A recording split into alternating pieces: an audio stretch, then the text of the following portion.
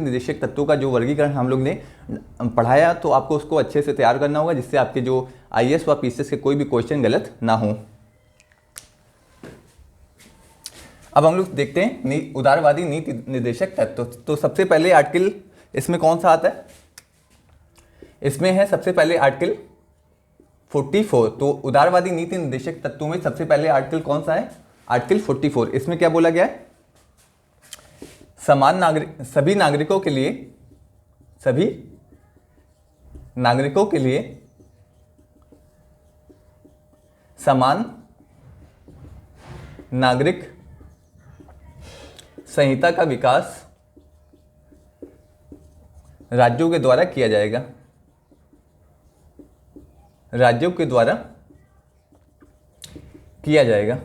तो राज्य का मतलब यहां पे क्या हो गया? संघ सरकार हो गई, राज्य सरकार हो गई, इसमें सभी विधायिकाएं हो गई, सभी राज्यों की विधायिका हो गई। तो राज्य का मतलब विधायिकाएं हो गई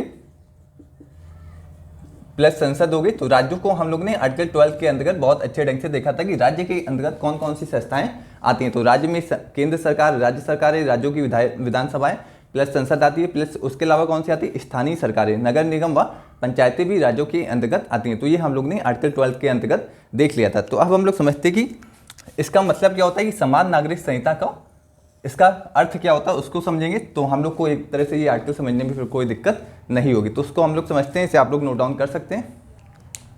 तो इस आर्टिकल 44 में क्या बोला गया है कि सभी नागरिकों के लिए राज्यों के द्वारा समान नागरिक संहिता का विकास किया जाएगा। अब हम लोग समझते हैं कि समान नागरिक संहिता का मतलब क्या होता है। ये बहुत ही अभी करंट में भी बहुत ये मुद्दा चल रहा है कि यूनिफॉर्म सिविल कोड को लागू किया जाए या ना लागू किया जाए। तो ये आपके करंट के लिए भी इंपॉर्टेंट है और आपके मेंस के लिए भी यहाँ से क्वेश्चन पूछा जा सकता है। इसकी क्वेश्चन आने की बहुत ही अधिक संभावना है क्योंकि ये अभी करंट में एक इशू बना हुआ है कि यूनिफॉर्म सिविल कोड को लागू किया जाए या ना लागू किया जाए। तो ये एक बहुत ही इंपॉर्टेंट टॉपिक है आपके एग्जाम के लिए।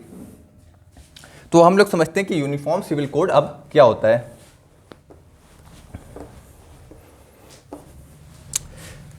तो जैसे हिंदुओं के लिए हिंदू विवाह अधिनियम 1955 का निर्माण किया गया था। इसमें क्या प्रावधान था? विवाह, उत्तराधिकार व संपत्ति से संबंधित प्रावधान किए गए थे। तो जैसे हिंदुओं के लिए हिंदू विवाह अधिनियम 1955 है, उसमें क्या प्रावधान किया गया कि हिंदुओं के लिए जो विवाह से संबंधित, उत्तराधिकार से संबंधित व संपत्ति से संबंधित प्रावधान हिंदू विवाह अधिनियम 1955 में किया गया है। तो अब इसी तरह से मुस्लिमों के लिए भी एक मुस्लिम पर्सनल लॉ 1937 का निर्माण किया गया था। इसी तरह से मुस्लिमों के लिए मुस्लिम पर्सनल लॉ का निर्माण 1937 में किया गया था। 1937 में किया गया था। इसमें मुस्लिमों के लिए विवाह से संबंधित प्रावधान है, उनके तलाक से संबंधित प्रावधान है, उनके उत्तराधिकार से संबंधित प्रावधान मुस्लिम पर्सनल लॉ 1937 में इसका प्रावधान किया गया है। विवाह से संबंधित, संपत्ति से संबंधित, उत्तराधिकार से संबंधित प्रावधान मुस्लिम पर्सनल लॉ 1937 में इसके प्रावधान किए गए। तो एक हिंदुओं के लिए अलग से कानून है, मुस्लिमों के लिए अलग से कानून है। इसमें बोला गया है कि जो मुस्लिम है 4 विवाह कर सकते हैं और तलाक के बारे में बोला गया है कि यदि कोई पति अपनी पत्नी को तलाक दे देगा तो पत्नी अपने पति से गुजारे भत्ते की मांग नहीं कर सकती है। तो ये किसमें बोला गया है? मुस्लिम पर्सनल लॉ में ये बोला गया है कि जो पत्नी है अपने पति से गुजारे भत्ते की मांग नहीं कर सकती तलाक के बाद। तो एक बार यदि पति ने तलाक दे दिया तो तलाक के बाद जो पत्नी है वो अपने पति से गुजारे भत्ते की मांग नहीं कर सकती। तो इसी तरह से हिंदू विवाह अधिनियम में एक शादी का प्रावधान है। यदि वो उसको दूसरी शादी करनी है तो उसको पहले तलाक के बाद ही वो दूसरी शादी कर सकता है। तो इसमें क्या है? तलाक के बाद वो दूसरी शादी कर सकता है, दूसरी शादी कर सकता है। तो हिंदुओं के लिए एक अलग से कानून हो गया, हिंदू विवाह अधिनियम 1955 में इसका निर्माण किया गया था। इसी तरह से मुस्लिम पर्सनल लॉ का निर्माण 1937 में किया गया था, जिसमें मुस्लिम धर्मों के लिए अलग से प्रावधान किया गया। हिंदू विवाह अधिनियम में हिंदू लोगों के लिए अलग से विवाह, संपत्ति, उत्तराधिकार के संबंध में अलग से प्रावधान किया गया। आपको ये याद रखना है कि जो हिंदू विवाह अधिनियम है ये हिंदुओं पे भी लागू होता है, और ये जैन पे भी लागू होता है, ये बौद्ध पे भी लागू होता है, और सिख पे भी एक कानून लागू होता है। लेकिन मुस्लिमों के लिए अलग से कानून है, मुस्लिम पर्सनल लॉ, जिसका निर्माण 1937 में किया गया था। इसी तरह से ईसाइयों के लिए अलग से कानून है। तो हिंदू धर्म के लोगों के लिए अलग कानून है, मुस्लिम धर्म के लोगों के लिए अलग कानून है, और सिख धर्म के लोगों के लिए मुस्लिम और ईसाई धर्म के लोगों के लिए अलग से कानून है। तो ये आपको याद रखना है, इसे आप लोग नोट डाउन कर सकते हैं। फिर इसके आगे हम लोग समझते हैं, एक बार आप लोग नोट डाउन कर लीजिए।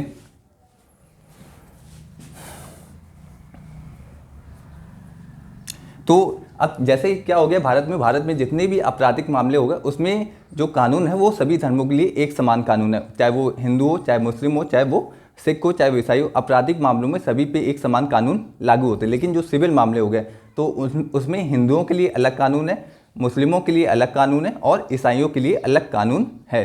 तो सिविल मामले कौन से हो गए, जैसे विवाह हो गया, उत्तराधिकार हो गया, संपत्ति से संबंधित मामलों में हिंदुओं के लिए अलग कानून है, मुस्लिमों के लिए अलग कानून है, ईसाइयों के लिए अलग कानून है। तो यूनिफॉर्म सिविल कोड क्या कहता है कि जितने भी अलग अलग धर्मों के लिए जो अलग अलग कानून है उन सभी जो कानूनों को समाप्त किया जाए तथा एक ऐसी विधि का निर्माण किया जाए जिसमें विवाह से संबंधित प्रावधान हो, जिसमें उत्तराधिकार से संबंधित प्रावधान हो, जिसमें संपत्ति से संबंधित प्रावधान हो, और जो ये विधि हो वो सभी धर्म के लोगों पे समान रूप से लागू की जाए, चाहे वो हिंदू हो, चाहे वो मुस्लिम हो, चाहे वो सिख हो, चाहे वो ईसाई हो। एक ऐसी विधि का निर्माण किया जाए जो सभी धर्मों पे समान रूप से लागू हो। तो यूनिफॉर्म सिविल कोड क्या कहता है कि हम लोग अलग अलग विधियों को नहीं, जो हिंदू और मुस्लिमों और जो सिख ईसाई के लिए अलग अलग विधि हैं उनको समाप्त करके एक ऐसी विधि का निर्माण किया जाए जो सभी धर्मों के लोगों पे समान रूप से लागू हो। तो इसे आप लोग नोट डाउन कर लीजिए। इसका निर्माण 1955 में किया गया था और इसका निर्माण 1937 में किया गया था। अब हम लोग देखते हैं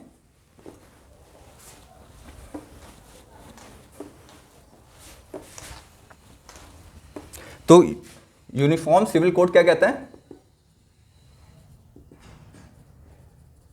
समान नागरिक संहिता। इसे हिंदी में क्या कहते हैं, समान नागरिक संहिता। तो ये कहता है कि जो अलग अलग धर्मों के लिए अलग अलग कानून, जैसे विवाह के लिए मुस्लिम धर्म में अलग कानून है, हिंदू धर्म में अलग कानून है, ईसाई धर्म में अलग कानून है, तो इन सभी अलग अलग विधियों को समाप्त करके एक ऐसी विधि की स्थापना की जाए जो सभी धर्म के लोगों पे समान रूप से लागू हो। और इस विधि में विवाह से संबंधित प्रावधान किए जाएंगे, इस विधि में उत्तराधिकार से संबंधित प्रावधान किए जाएंगे, और इस विधि में संपत्ति से संबंधित प्रावधान किए जाएंगे, और ये विधि सभी धर्मों के लोगों पे समान रूप से लागू की जाएगी। तो यूनिफॉर्म ये कहता है कि एक समान विधि का निर्माण किया जाए, एक समान विधि या कानून का निर्माण किया जाए जो सभी धर्मों के लोगों पे, सभी धर्म में कौन आ गए, जैसे हिंदू आ गए, बौद्ध आ गए, सिख आ गए, जैन आ गए, और इधर कौन हो गया, ईसाई हो गए, इधर कौन हो गए, मुस्लिम हो गए। तो यूनिफॉर्म सिविल कोड कहता है कि कोई एक विधि बनाई जाए जो जिसमें विवाह से संबंधित प्रावधान हो, जिसमें उत्तराधिकार से संबंधित प्रावधान हो, जिसमें संपत्ति से संबंधित प्रावधान हो, और जो ये विधि होगी सभी धर्मों के लोगों पे समान रूप से लागू की जाएगी। तो ये हो गया यूनिफॉर्म सिविल कोड का मतलब। इसे आप लोग नोट डाउन कर सकते हैं। ये विधि होगी, ये सभी धर्मों के लोगों पे समान रूप से लागू की जाएगी।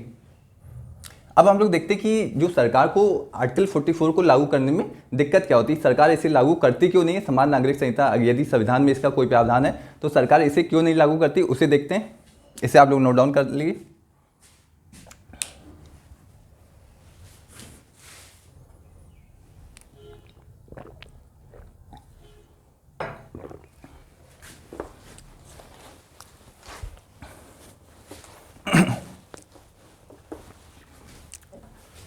अब हम लोग देखते हैं कि सरकार आर्टिकल 44 या समान नागरिक संहिता को लागू क्यों नहीं करती। तो इसके दो प्रमुख कारण हैं। पहला तो कारण ये है, पहला दूसरा विवादास्पद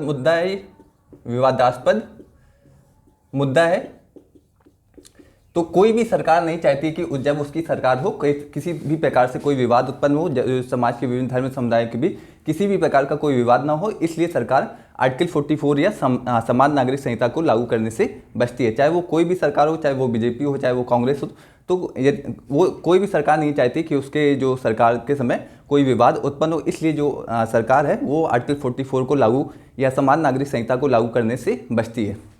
तो पहला कारण ये हो गया।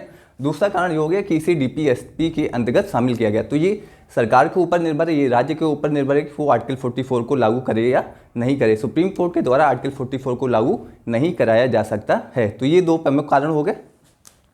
पहला तो ये विवादास्पद मुद्दा हो गया कि कोई भी सरकार नहीं चाहेगी कि उस सरकार के समय कोई विवाद खड़ा हो। जैसे आपने देखा होगा कृषि कानून के समय कितना विवाद उत्पन्न हुआ, तो इसी तरह से सरकार नहीं चाहती कि कोई भी विवाद पैदा हो, क्योंकि ये बहुत ही विवादास्पद मुद्दा है आर्टिकल 44 समान नागरिक संहिता। तो इसलिए सरकार कोई भी विवाद ना हो, इसलिए इसे लागू करने से बचती है। तो पहला ये हो गया। दूसरा ये हो गया कि ये जो आर्टिकल 44 है ये डीपीएसपी के अंतर्गत आता है, तो इसे लागू करना या ना लागू करना ये सरकार के ऊपर निर्भर है। सुप्रीम कोर्ट के द्वारा इसे लागू नहीं कराया जा सकता है। तो ये डीपीएसपी के अंतर्गत आता है, इसे सुप्रीम कोर्ट के द्वारा लागू नहीं कराया जा सकता है। सुप्रीम कोर्ट के द्वारा लागू नहीं कराया जा सकता है। तो कोई सरकार क्यों चाहेगी कि उस सरकार के समय कोई विवाद उत्पन्न हो, किसी कानून के समय इतना विवाद उत्पन्न हुआ। इसी तरह से यदि सरकार आर्टिकल 44 को लागू कर दी तो एक बहुत ही बड़ा विवाद उत्पन्न होने की संभावना बनी रहती है, जिस कारण सरकार आर्टिकल 44 को लागू करने से बचती है। चाहे वो कोई भी सरकार हो, चाहे वो कांग्रेस हो, चाहे वो बीजेपी हो, चाहे वो सपा हो, तो कोई भी सरकार नहीं चाहेगी कि उस सरकार के समय कोई विवाद उत्पन्न हो। तो ये दो कारण हो गए। अब हम लोग देखते हैं कि सरकार को क्या करना चाहिए जिससे वो आर्टिकल 44 को लागू कर सके। पहली बात तो ये विवादास्पद मुद्दा है, कोई भी सरकार नहीं चाहेगी कि उस सरकार के समय कोई विवाद खड़ा हो, इसलिए सरकार आर्टिकल 44 या समान नागरिक संहिता को लागू करने से बचती है। दूसरा क्या है कि ये डीपीएसपी के अंतर्गत आता है, इसे सुप्रीम कोर्ट के द्वारा लागू नहीं कराया जा सकता, इसलिए सरकार इसे लागू करने से बचती है। अब हम लोग समझते हैं कि सरकार को कौन कौन से प्रयास करने चाहिए जिससे वो नागरिक संहिता को लागू कर सके।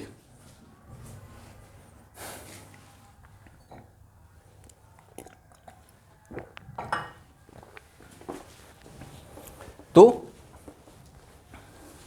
निष्कर्ष के तौर पे हम लोग देख सकते हैं, बिल्कुल मेंस की अप्रोच को फॉलो करेंगे इस निष्कर्ष के तौर पे हम लोग कह सकते हैं कि सरकार को यदि नागरिक संहिता को लागू करना है, समान नागरिक संहिता को लागू करना है, तो सभी धर्म के अनुयायियों से संवाद करना पड़ेगा। फिर एक बार संवाद करने के बाद जो नागरिक संहिता के प्रावधान है उन्हें क्रमिक रूप से लागू करना चाहिए। तो ये बहुत ही अच्छा सॉल्यूशन है कि सभी धर्म के जितने भी अनुयायी हैं उनसे संवाद किया जाए। फिर जो नागरिक संहिता के प्रावधान है, विवाह से संबंधित, उत्तराधिकार से संबंधित और संपत्ति के संबंधित जितने भी प्रावधान है उसे क्रमिक रूप से समाज में लागू किया जाए। तो ये निष्कर्ष के तौर पर संवाद करना चाहिए, सभी धर्म के अनुयायियों से संवाद करना चाहिए, तथा संवाद के बाद क्रमिक रूप से समाज में इसे लागू किया जाना चाहिए, समाज में इसे लागू किया जाना चाहिए। तो एक निष्कर्ष के तौर पे आप लोग ये कर सकते हैं कि जितने भी धर्म के समुदाय के, जितने भी धर्म के प्रतिनिधि हैं, तो उन सभी धर्मों के प्रतिनिधियों से संवाद करना चाहिए, फिर इसे क्रमिक रूप से हमारे समाज में लागू किया जाना चाहिए। तो ये हो गया हम लोग का आर्टिकल 44 हो गया। इसमें हम लोग ने समझा कि नागरिक संहिता क्या है, उसको लागू करने में क्या क्या समस्याएं आती हैं, तथा उसे लागू करने के सरकार के द्वारा कौन कौन से प्रयास किए जा सकते हैं। तो इसमें सभी धर्म को समुदायों से संवाद करना चाहिए तथा इसे क्रमिक रूप से हमारे समाज में लागू किया जाना चाहिए। तो ये हो गया आर्टिकल 44। अब हम